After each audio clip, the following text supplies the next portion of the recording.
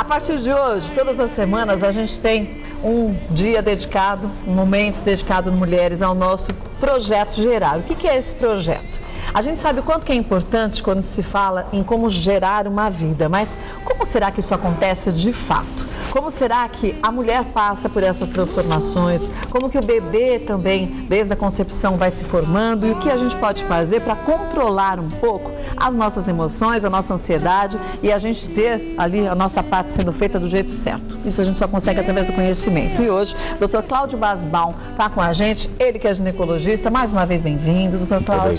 Muito obrigado. É um prazer estar aqui e, sobretudo, abordar esse tema tão encantador que eu ontem, na minha reflexão, disse como vai ser a história? E eu pensei, o começo de tudo.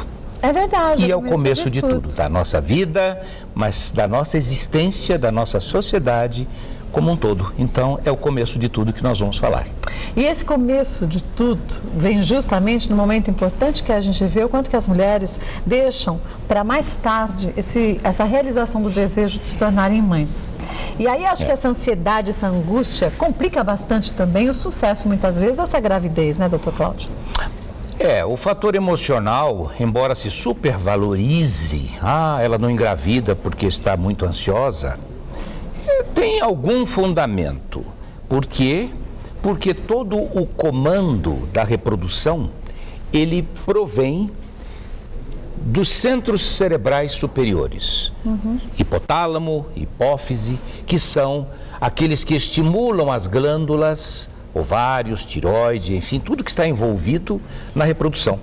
Então, claro que como sendo também o centro das emoções, impactos muito traumáticos podem dificultar. Mas, de um modo geral, essa ansiedade, é até bom que a gente passe, talvez até seja positiva, não é? Mas não chegar a ponto de entrar em depressão, em quadros patológicos. Aí estamos falando de problemas, não é? Quando o óvulo, a mulher está ovulando, esse óvulo sai pela trompa e se encontra com o espermatozoide. Muitas vezes as mulheres não compreendem o porquê que essa gravidez não acontece no momento que ela deseja. Puxa, mas eu já estou 1 ano tentando.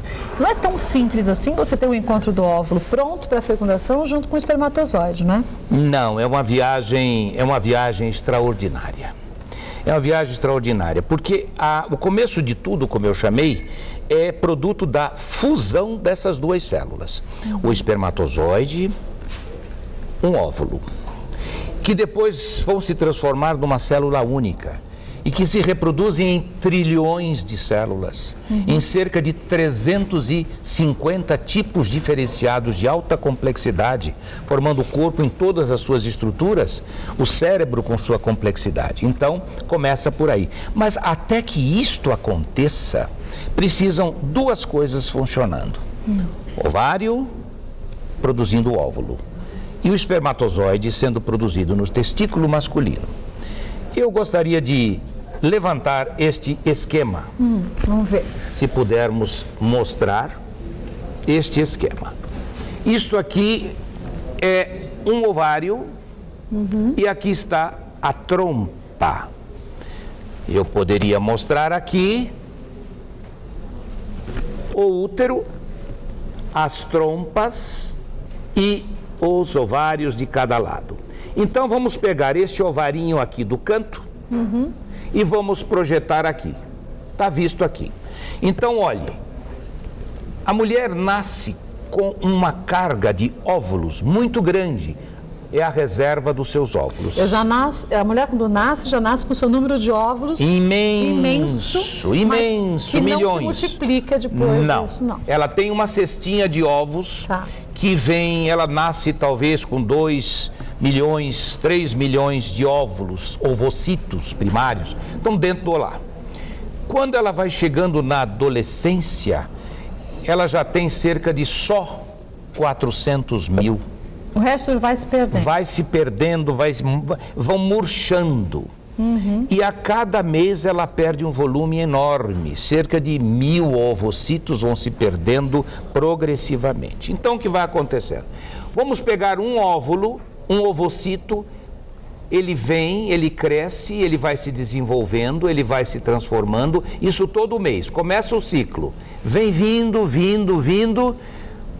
O óvulo está dentro disto aqui, está dentro desta câmara, termina vindo à superfície do ovário e aqui está o óvulozinho que vai ser captado pela trompa.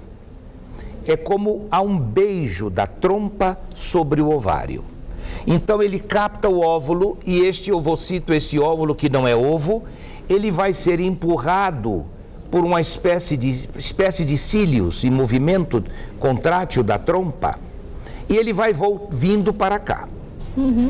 E o que acontece? O espermatozoide vem sendo depositado, vai ser depositado no momento do contato sexual dentro da vagina, se armazena aqui embaixo no lago seminal, há um acúmulo de material seminal, o colo do útero aqui está, o espermatozoide faz uma viagem caminhando 2 milímetros por hora.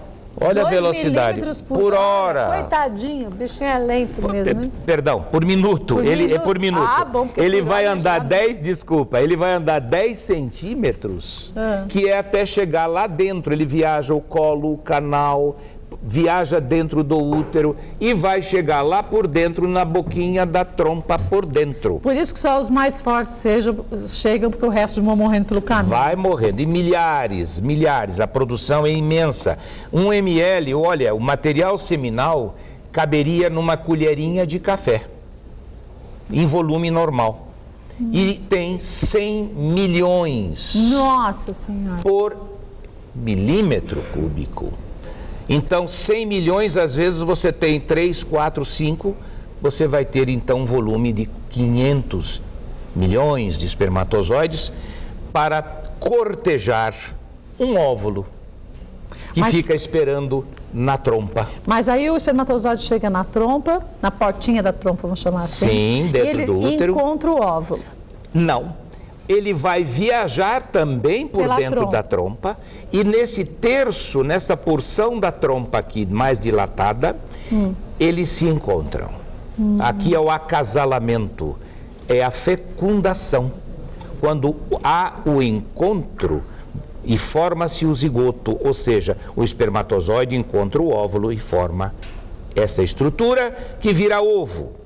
E então, em movimentos de contração da trompa e os cílios que vão empurrando, ele leva numa viagem de mais ou menos 5 dias e vai cair dentro do útero e vai se aninhar, ele vai se nidar. Ele vai grudar. Ele gruda, não só gruda, ele penetra no tecido do endométrio, que é o revestimento interno do útero, que está pronto para receber um ovo.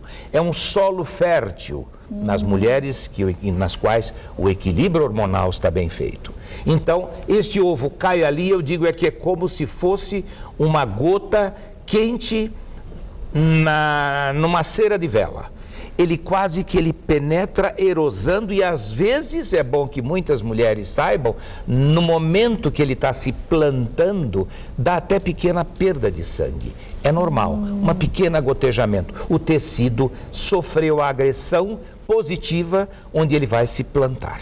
E aí ele se plantando nessa região, existe todo um processo hormonal que começa a se modificar a partir de então, né? Sim, sim. O que vai acontecer? No momento em que este ovo, agora que era ovo, e ele caiu penetrou no endométrio, ele começa a criar pequena raiz, precocemente. E o que é essa raiz? Essa raiz tem um nome, chama-se córion. Aí a mulher vai na farmácia, atrasou 2 dias, atrasou um pouquinho, vai no laboratório, faz o exame, diz, deu positivo. O que é isso? Exatamente quando o ovo criou a raiz. E a raiz chamada córion fabrica a gonadotrofina coriônica. É por esta raiz do ovo. Que se sabe que a mulher está grávida. E aí dá positivo, porque esse hormônio não existe no corpo da mulher. Então, se ele está presente é porque ela está grávida. Tem um ovo. Exatamente. Então, é isso que acontece, ou no laboratório, no sangue, ou através desses testes, que tem uma sensibilidade não tão grande, mas que dá a positividade, aquela faixazinha de cor, por este elemento. Então, só relembrando, o óvulo que foi fecundado leva até 5 dias para chegar até o útero se fixar. Ele vem pelas trompas, vai descendo, até que ele se fixe. Vai viajando e cai lá dentro. E cai lá dentro. A partir daí, a gente tem aquela multiplicação celular que é extremamente intensa, né? Muito rápida. A multiplicação celular é extraordinária. Se você observar no primeiro mês, o embriãozinho vai crescendo até quase que 1 milímetro. Ele vai crescendo 1 milímetro por dia. Ele vai crescendo, vai crescendo. Então, o que vai acontecendo? Há o encontro que eu gostaria de mostrar no esquema, que é interessantíssimo. Naquele esquema que vocês têm aqui, que mostra... da fecundação. Da fecundação. Existe aqui vocês podem ver, neste sinal em torno verde azulado, dá para se perceber um monte de pontinhos que são os espermatozoides e apenas um deles está penetrando naquela mancha azul. Ali é o óvulo. Tá. Então, vejam, todos os demais, e é importante que haja uma sobrecarga, milhares eles cercam, mas só um ganha a corrida. E no momento em que ele ganhou a corrida, houve a fecundação. Não existe segundo lugar. Mas e se a gente tiver uma gravidez gemelar, como acontece? Pode haver a penetração de 2 espermatozoides levando a isso. E depois, na divisão celular, você vai ter... A gente tem dois bebês semelhantes, idênticos. Agora, se a gente tiver a liberação de 2 óvulos, a gente pode ter a mulher engravidando de gêmeos, mas com características distintas e aí até sexos diferentes. Sim, porque são gêmeos fraternos, são irmãos, mas não necessariamente são gemelar fraternos. São gravidez junta, uma mesma gravidez dos dois fetos, mas poderia ter acontecido uma agora e a outra. E outra no outro ano. Exatamente, sem problema nenhum. Tá. Então, o que é importante saber é que no momento que ocorre este encontro, o espermatozoide trazendo o código genético, a história do DNA, ele traz o fator masculino, que é quem vai trazer as características do pai, e o óvulo traz a carga genética deles. E é muito interessante porque são dados, a biologia é fantástica. Vejam bem, é o encontro da menor célula do corpo humano com a maior célula do corpo humano. O óvulo é cerca de 90 mil vezes maior do que o espermatozoide. 90 mil vezes? Sim, olha que encontro extraordinário. Puxa! Não é? Então, o que vai acontecer? Como é que ele anda? O espermatozoide ele tem uma espécie de bateria. São as mitocôndrias. Todo mundo sabe que o espermatozoide tem aquela cabecinha e depois o rabinho que desce. Parece um girininho, um sapinho. Lá vai ele. Mas como é que ele faz isso? Como é que não está ligado na eletricidade? Mas ele tem uma espécie de bateria. São as mitocôndrias, que eu diria que eu chamo de bateria do espermatozoide. Então ele vai proporcionando essa capacidade de velocidade, de penetração e de fazer essa longa viagem que eu descrevi e ter ainda energia. No momento que ele já chega ali, uma vez no mês só é a chance, porque a mulher ovula uma vez por mês em geral. Então, naquele dia, naquela hora, aquele espermatozoide vai chegando, correndo, penetra e os demais perdem a corrida e não tem mais chance de penetrar, porque ocorre uma transformação elétrica, química, no revestimento do óvulo, e aí aquele espermatozoide ele vem, ele penetra, funde-se os 2 núcleos, fecha, nada mais entra em volta, e aí isto vai ser o início de tudo. Esta célula vai começar a multiplicar em 2, em 4, em 16, e nessa multiplicação que ela está acontecendo na trompa, ele já vai multiplicando e quando está em 32, 64 células, ele está caindo no útero. E ali ele vai desenvolver... E aí se multiplica mais rapidamente ainda. Vai em frente com uma velocidade fantástica, realmente vai. Muitas vezes as mulheres quando engravidam, logo nos primeiros dias, dizem que sentem como se fosse um choquinho. Isso é verdade? Quer dizer, ou depois que a mulher sabe que engravidou, ela vai tentando lembrar do que ela sentia e ela diz que sentia algo. Quando ela engravidou? Isso.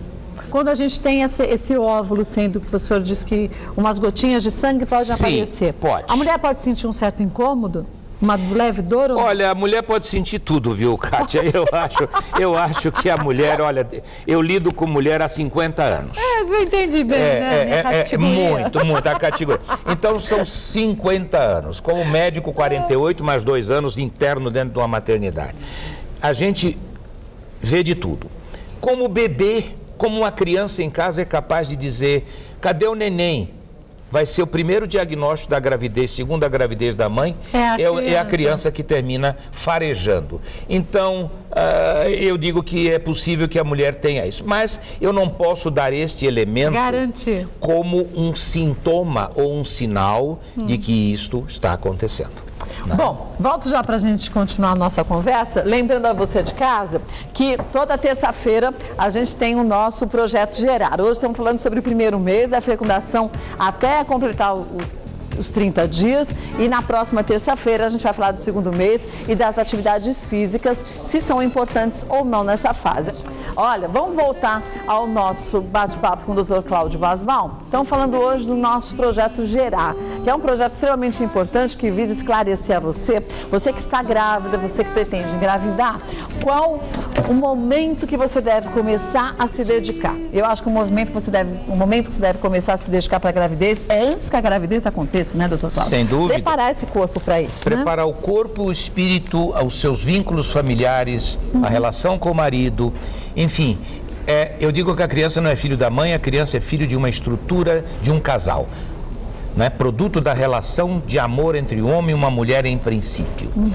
Então não vamos fazer histórias da carochinha nem só sonhos. Existem gestações que não são desejadas. Meninas que engravidam que não queriam engravidar, mães solteiras, situações críticas familiares, desemprego, doença.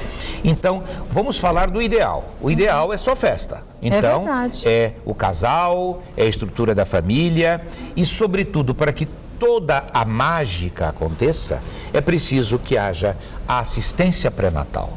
A assistência pré-natal cuidadosa, com os agentes de saúde, os médicos, as pessoas envolvidas, o cuidado da família, um homem pai, o homem grávido, o homem que participa com muita emoção do vínculo, porque a gente tem que envolver o homem. Não é? De certa maneira, o homem precisa ser trazido, e eu sempre me preocupei com isso. Mas não adianta trazer o homem na hora do nascimento. Não, tem que ser bem antes disso. Bem antes disso. Mas nesse primeiro mês, que é o que a gente está falando hoje, sim, a mulher normalmente não sabe que está grávida logo no primeiro mês. Não. Ela passa a saber do que está acontecendo no segundo, terceiro mês de gestação. Nesse primeiro mês de gestação, como acontece a formação desse feto? Qual a multiplicação celular e o que é formado primeiro?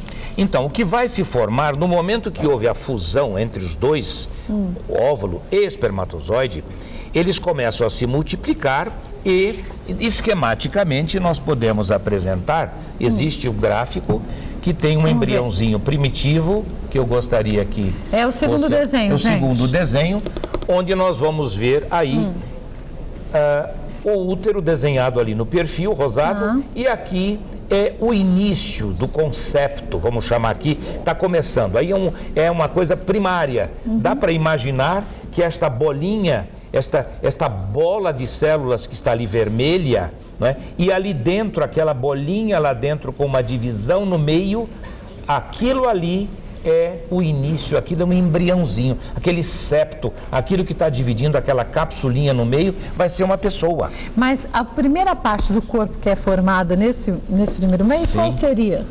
Veja, aí você vai ter 3 camadas. A camada externa, que é a parte ectodérmica, que vai se transformar na placenta. Depois você vai ter o mesoderma, que é a camada do meio, que vai formar músculos, osso, esqueleto. E, finalmente, a camada mais interna que vai formar os órgãos, aparelho digestivo e vai. Essa placa embrionária, é um aglomerado de células. Ele dilata, faz essas cavidades, depois ele se dobra sobre si mesmo. E isso é um processo dinâmico e muito rápido. Para que você tenha ideia, há um aglomerado de células no curso da 4ª semana. Um grupinho de células, vamos dizer entre aspas, foi destinado a se transformar no coração. Isso em torno de 4 semanas. O embriãozinho, ele tem o tamanho de uma cabeça de fósforo. No tamanho de uma cabeça de fósforo, desse embrião já tem uma célula se destinando à formação do coração? O coração primitivo, que tem o tamanho de uma sementezinha de papoula. Minúsculo. Aquilo vai ser o coração. E aquele grupo muscular que parecia uma meia-lua, que de repente parece um S, aí você vai dizer, mas como começa? Os desígnios da natureza. Uma célula, um belo dia, ela ativa e magicamente ela começa a vibrar, ela começa a pulsar. Que força é essa que traz? Não vamos discutir, porque nós médicos temos que ter um pouco de esoterismo, mas começa realmente a uma célula. E como encadeia, uma estimula a outra, e um belo dia aquilo começa a pulsar. Esse coração, na proporção desse embriãozinho, se hoje eu tivesse a mesma proporção do coração com aquele tamanho da cabeça de fósforo, meu coração tinha que ter 10 vezes o tamanho dele. Puxa. Ou seja, o coraçãozinho do embrião precisa crescer, começar a bater logo para irrigar, e precisa ser muito efetivo para nutrir e fazer esta criança crescer. Porque nesta fase, o bebê está crescendo 1 milímetro por dia. O que é muita coisa. 1 milímetro por dia. E uma coisa curiosa que eu gostaria até de falar. Você sabia que o ser humano traz a carga genética dele? Sim. Muito bem. Sabe qual é a diferença entre a carga genética de um chimpanzé e de um ser humano? Qual é a diferença? 1,5%. Só 1,5%? A minha diferença entre o macaco, apesar de que eu não sou muito bonito, mas você não pode ter, com você deve ser diferente, Kátia. 1,5% do nosso DNA é que vai nos fazer humano. A maior parte é igualzinho o chimpanzé. Chimpanzé. 75% é a nossa semelhança com o cachorro. 75% com cachorro? E não diferenciamos mais do que 50% de uma mosca de fruta. Então a gente se acha muito, a gente não é bom a gente tomar cuidado com essas manias de exatamente. E mesmo 1/3 é uma flor. Certas flores nós temos um DNA, não é? Que se assemelha só 1/3 é diferente da flor.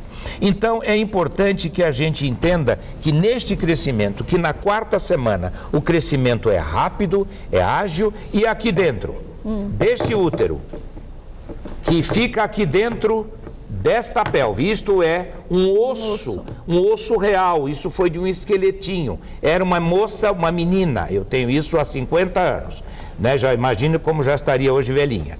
O útero fica aqui dentro. Mocinha com 50 anos, eu tenho 42. Não, mas é que já estava no museu há 50. Ah, então era velhinha teria 100 anos. Você sabe que a minha mãe vai fazer 100 anos no próximo ano. Mesmo? Eu tenho mãe. Tem que fazer uma festa maravilhosa. Vou fazer, eu tenho mãe, não sou de chocadeira. Então, ó, o útero está aqui dentro. Agora imaginem, isso é um útero que tem o tamanho de uma normalidade. Esse é o útero normal, tem 7 centímetros. Pera. Esse útero vai crescer cerca de 60 vezes para caber um bebezinho até a hora de nascer. Então imagine o processo que acontece, que esse útero gigantesco vai desenvolver este embrião que foi produto de encontro de 2 células. E para que tudo isso aconteça, Kátia, insisto, pré-natal.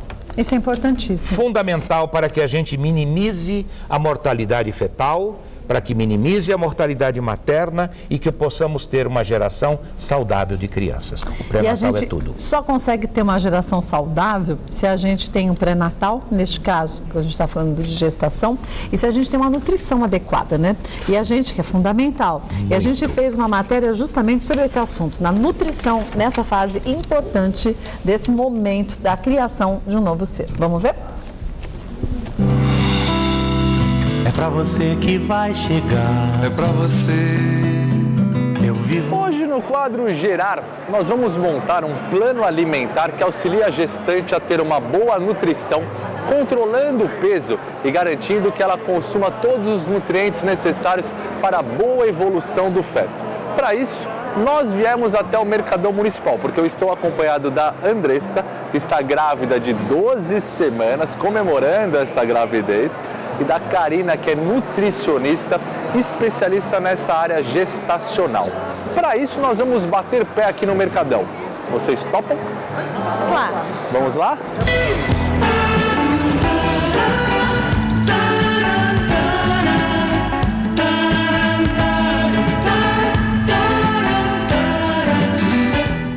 Karina, quais são as principais mudanças que uma mulher deve fazer na sua alimentação no dia a dia depois que ela descobre que está grávida? O mais importante, Fábio, é a gente ter qualidade na dieta. Então, a gente se preocupar em não ficar muito tempo sem comer, em ter variedade, ou seja, comer de tudo um pouco. Essas são as principais dicas, né? Ter qualidade e variedade na dieta. Vamos então agora montar um plano alimentar, um cardápio das refeições adequado, né? Um cardápio adequado para a gestação. Um café da manhã, vale. Consumir sempre pelo menos uma fruta ou um suco de fruta. Comer cereal integral, vale. Desde um cereal matinal ou um pão integral ou torrada. Ter sempre uma fonte de proteína, ou um queijo, ou um leite, ou um iogurte. Ai, ai, que leitinho bom. Ai, ai, que leitinho bom. Do que falar dos queijos para as gestantes? Cálcio em abundância, né? Aqui é o que a gente tem de mais nutritivo e principalmente de cálcio. A baixa ingestão de cálcio, ela pode estar relacionada a picos de hipertensão na gestação. Isso a curto prazo e a longo prazo a osteoporose na mãe, porque tudo que o bebê precisar, ele tira da mãe. O leite precisa ser integral? Não, o leite não precisa ser integral. O ideal é que a gente consuma leites e iogurtes de uma forma mais magra, porque o cálcio ele não está na gordura do leite.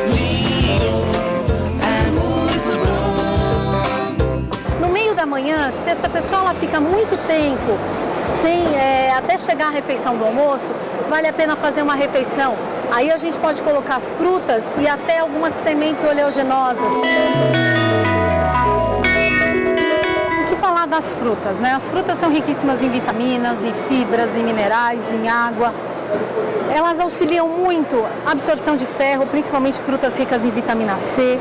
Elas ajudam muito no controle da náusea no começo da gestação, principalmente as frutas cítricas. E também um fator muito importante, a gestante ela tem uma tendência a ter obstipação intestinal, que é o famoso intestino preso. I've got sunshine on a cloudy day. Na hora do almoço, tá aí o momento mais importante do dia em relação à quantidade e valor calórico. 40% das calorias da alimentação está nesse horário.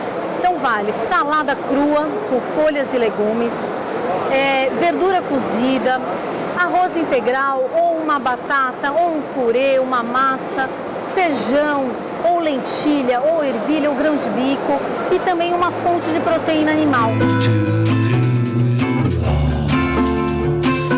A carne ela é rica em proteínas. As proteínas são os tijolinhos do nosso corpo. Então é extremamente importante o consumo desses alimentos durante a gestação inteira, ou seja, vai ajudar na construção, é a proteína que faz todo o crescimento e desenvolvimento do nosso organismo. Opte sempre por refeições mais grelhadas, cozidas, assadas, evite as frituras e também a gente tem o fígado, que é excelente fonte de ferro, né? Um mineral extremamente importante, consumo pelo menos uma vez por semana.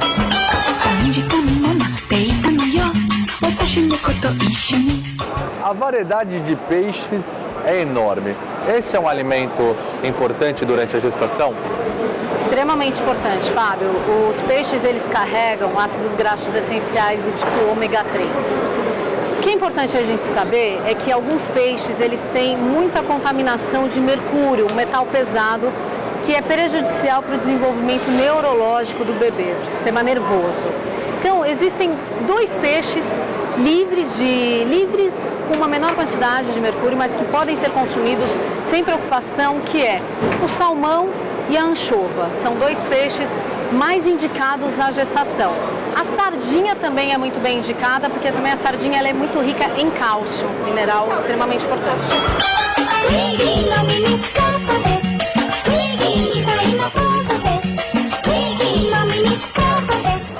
Andressa, aqui a gente está na barraca de grãos. O que inclui os grãos? Lentilha, ervilha, grão de bico, soja, feijão branco, feijão carioca. E aí a gente tem o quê? A gente precisa desses alimentos porque a gente precisa de proteínas. São ricos em proteínas e aminoácidos, né, que o nosso corpo não produz e a gente precisa consumir através da alimentação. Ajuda na formação, no desenvolvimento e muito na nossa saciedade. Então, principalmente na refeição do almoço, arroz com feijão faz parte do nosso hábito e é extremamente importante consumir.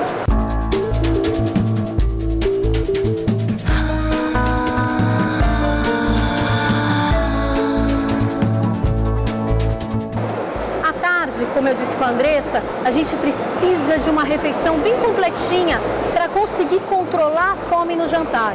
Então vale a pena, novamente, fazer uma refeição parecida com o café da manhã, com pão integral, com queijo branco, com um suco de fruta, ou às vezes um iogurte com frutas secas picadas, né? O jantar ele é um pouquinho mais leve que o almoço, Fábio. Ele precisa ter sim a mesma qualidade do almoço, né? Isso depende de pessoa para pessoa. Tem gente que gosta de comer comida, tem gente que gosta de uma sopa, agora já tem gente que gosta de lanche, mas o importante é a gente ter carboidrato, proteína e gordura.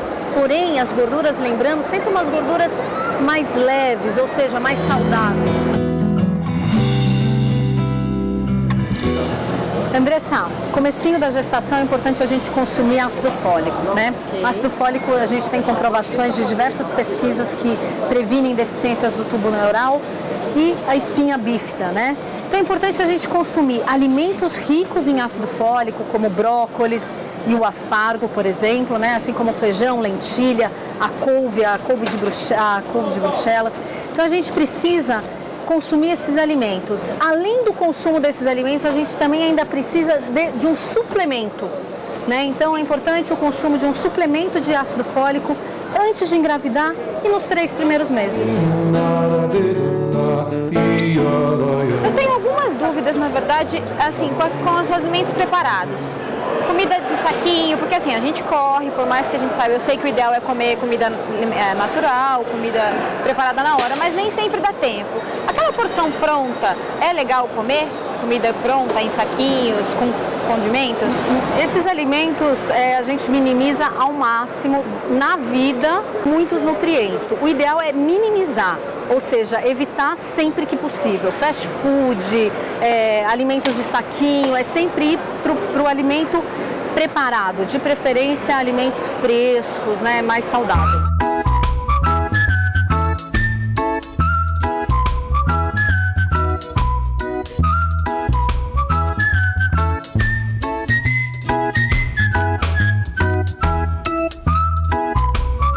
As suas dúvidas estão esclarecidas? Estão esclarecidas. Alguma outra questão? Não, tudo esclarecido. Vai fazer alguma adaptação na sua alimentação? Eu vou colocar ceia e melhorar o lanche da tarde, que está precisando de uma melhora. Muito importante. Bem-vindo, meu novo ser, cercado de proteção, de tanto amor, tanta paz, dentro do meu... Olha, a gente viu o quanto que é importante o pré-natal, e a nutrição faz parte de um pré-natal também bem conduzido, né, doutor Cláudio? Sim.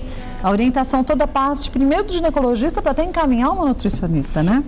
Não tenha dúvida. Veja bem, as transformações são muito grandes na mulher. Quando ela é engravida, as transformações são físicas e emocionais. Então, compete ao profissional a estrutura dos agentes de saúde na assistência pública, fazer com que haja um contexto favorável, ou seja, que a mulher seja trabalhada não só no corpo, na alimentação, mas que ela tenha colo, para trabalhar os medos, as fantasias, já criar os vínculos com esta criaturinha que vai vir, ela sentir que esses fatores positivos vão fazer gerar e vão fazer crescer dentro de si um ser humano saudável.